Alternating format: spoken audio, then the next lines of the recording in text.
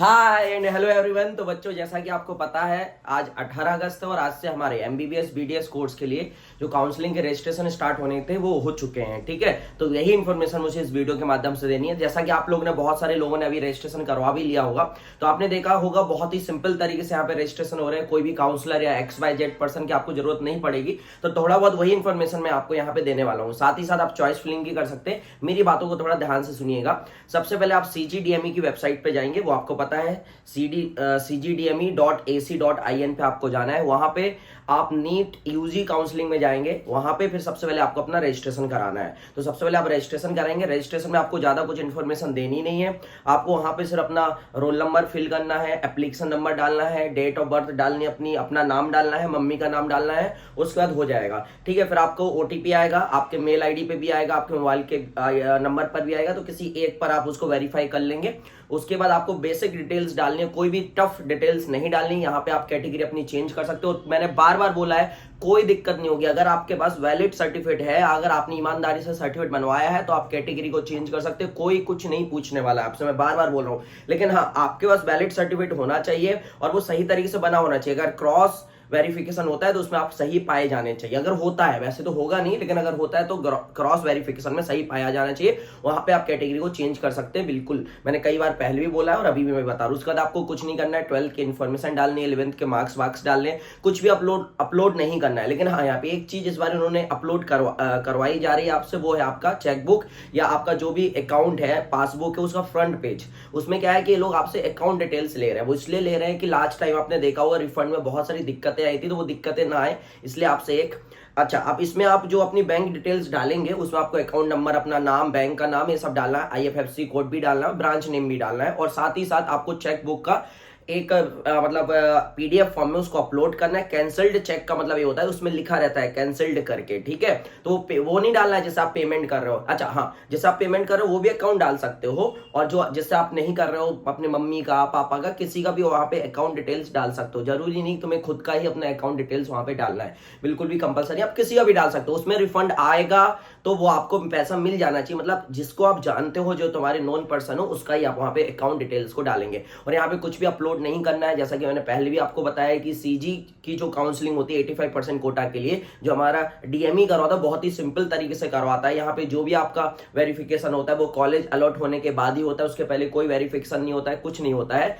तो और आपको ये भी पता होना चाहिए, आपके जितने भी डॉक्यूमेंट है, गैप सर्टिफिकेट हो गया, ये सब आप 24 तारीख के बाद बनवा सकते हैं। आपका डोमिसाइल होगा, आपका कास्ट सर्टिफिकेट हो गया, आपका इनकम सर्टिफिकेट हो गया, ये आपका 24 तारीख के पहले का होना चाहिए, नहीं तो ये मान्य नहीं होगा। ठीक है, और ऑनलाइन वाला भी चलेगा और ऑफलाइन वाला भी चलेगा। देखो यहाँ पे सब कुछ चलेगा, बस सही होना चाहिए। मैं बार बार बोल रहा हूँ, आपके जो भी डॉक्यूमेंट है वो सही होने चाहिए, तो सब कुछ यहाँ पे चलेगा। फिर आपको अपना एड्रेस फिल करना है, बिल्कुल बेसिक इन्फॉर्मेशन। मतलब आप बच्चा भी फिल कर सकते हो, उसमें कुछ नहीं। फिर चॉइस फिलिंग करना है, उसको लॉक कर देना है।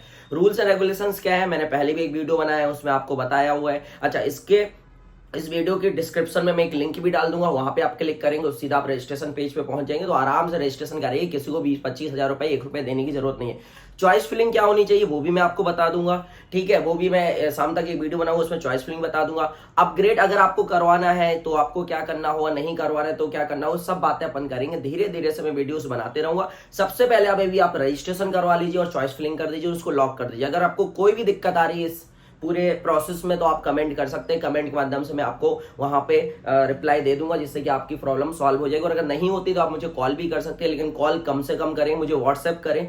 आप जितने भी व्हाट्सएप करेंगे मैं वहां ज्यादा जल्दी रिप्लाई कर सकता हूँ। कॉल का मैं हो सकता है रिसीव कर पाऊँ और नहीं कर पाऊँ, लेकिन हाँ, व्हाट्सएप पे अगर आप मुझे मैसेज करते हो मैं रिप्लाई जरूर करूंगा। BMS की काउंसलिंग बाद में होगी, फिजियो की काउंसलिंग बाद में होगी, अभी उसमें टाइम है। वेटरनरी की काउंसलिंग चल रही है, उसमें भी आप रजिस्ट्रेशन करवा सकते हैं अपने, वहां पे रजिस्ट्रेशन चल रहे हैं।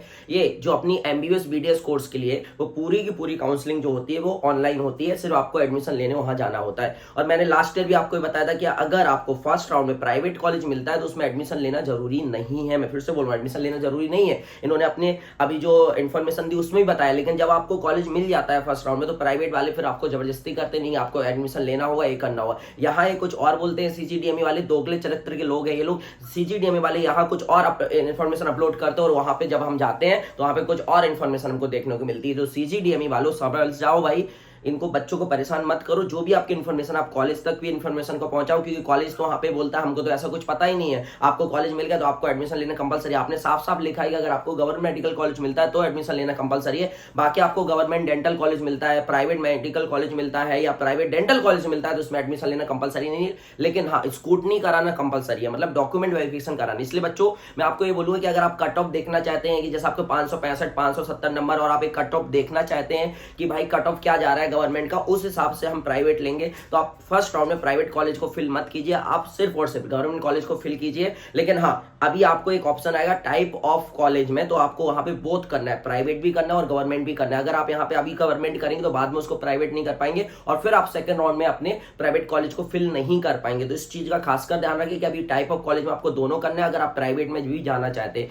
इसके लिए आपको सिक्योरिटी डिपॉजिट 1 लाख रुपए का देना पड़ेगा, जो कि अभी पे करना पड़ेगा, उसके बाद ही आप चॉइस फिलिंग कर पाएंगे, ठीक है। और अगर आप गवर्नमेंट का कर रहे हैं तो उसमें 10,000 और 5,000 रुपए आपको देना पड़ेगा। वो सब इन्फॉर्मेशन आपके पास है। एक चीज और ध्यान रखिए, इसमें फर्स्ट या सेकंड पेज में यहाँ पे आप गलती कर सकते हो, इसलिए आप गलती ना करो, इसलिए मैं बता रहा हूँ। उसमें आता है कि do you want to apply only for VDS, तो उसमें कुछ लोग यस कर देते हैं, वहां पे यस नहीं करना है। अगर आपने यहाँ पे यस कर दिया तो आप सिर्फ और सिर्फ वीडीएस की काउंसलिंग कर पाएंगे। मतलब आप जब चॉइस फिलिंग में जाएंगे तो आपको वीडीएस के प्राइवेट और गवर्नमेंट कॉलेज देखने को मिलेंगे। उसमें भी अगर आपने टाइप ऑफ कॉलेज में गवर्नमेंट किया है तो सिर्फ आपको गवर्नमेंट देखने को मिलेंगे, और अगर आपने बोथ किया तो आपको गवर्नमेंट और प्राइवेट दोनों देखने को मिले। तो वहां पे नो करना है, याद रखिएगा इस चीज को ध्यान से, वहां पे नो करना है, क्योंकि मैंने देखा है बच्चे वहां पे गलती कर देते हैं। तो यही सब इन्फॉर्मेशन आपको देनी थी। उसके बाद भी अगर आपको कोई दिक्कत हो तो बिल्कुल कमेंट कीजिएगा, उसमें आपका रिप्लाई किया जाएगा। चलिए मिलते हैं कभी किसी और दिन किसी नए वीडियो के साथ, जब तक अपना ख्याल रखिएगा।